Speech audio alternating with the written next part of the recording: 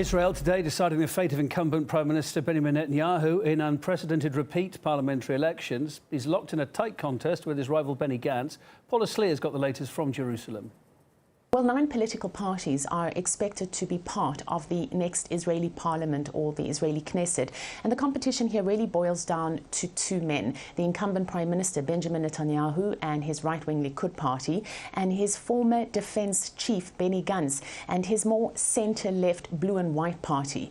Now, it was the same scenario 6 months ago when we had the previous elections, which Netanyahu won. But despite winning them, he was unable to form a majority, 61 mandates out of 120 parliament seats. Many suspect that the same scenario could unfold, and so regardless of whether it's Gantz or whether it's Netanyahu, we might have a scenario, and it's increasingly likely that neither is able to form a majority government. Paula, so give me some more ideas then about what Benjamin Netanyahu has been doing to boost his support base of late. Well, like any politician that's fighting for his political survival, Netanyahu has been making a lot of promises, the most recent of which is that he said should he be re-elected, he will annex West Bank settlements and the Jordan Valley. And for anyone who thought that the peace process between Israelis and Palestinians wasn't already dead, this certainly was the last nail in the coffin. He has also started negotiating a US-Israel defense treaty. I had a call with Prime Minister Netanyahu to discuss the possibility of moving forward with a mutual defense treaty between the United States and Israel that would further anchor the tremendous alliance between our 2 countries. Thank you, my dear friend President Trump. The Jewish state has never had a greater friend in the White House. The American President Donald Trump has been playing an enormous role in the Israeli elections. Back in April, just before the previous elections, he made the bold statement that the Americans recognize the Israeli hold over the Golan Heights. And this is despite the fact that it contravenes international law and has remained a contentious issue ever since the heights were taken over by Israel from Syria back in 1967. In a moment, I will sign a presidential proclamation recognizing Israel's sovereign right over the Golan Heights.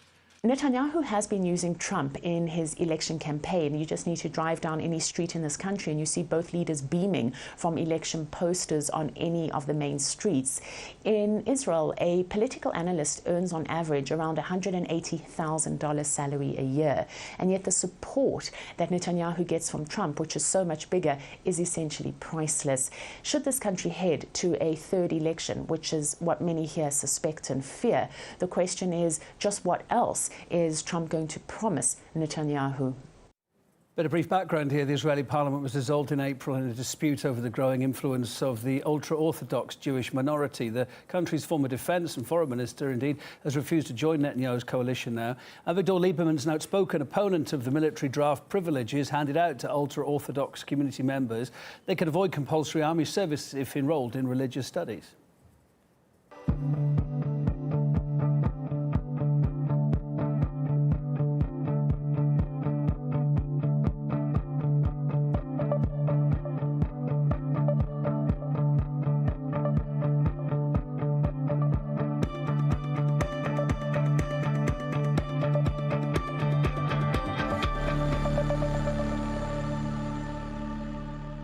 Further, Lieberman accuses the ultra-religious minority of seeking to impose Jewish religious law on the secular majority. They've already managed to impose bans on public transport on the Sabbath, strict marriage laws and gender segregation. We asked people in Tel Aviv how that affects their daily lives. The ultra-Orthodox establishment have a very strong hold of the Israeli politics and Israeli government. I think it affects our lives. That the Orthodox make their own rules and they want to make themselves different from the other people. I don't think they're affecting too much, except from probably things like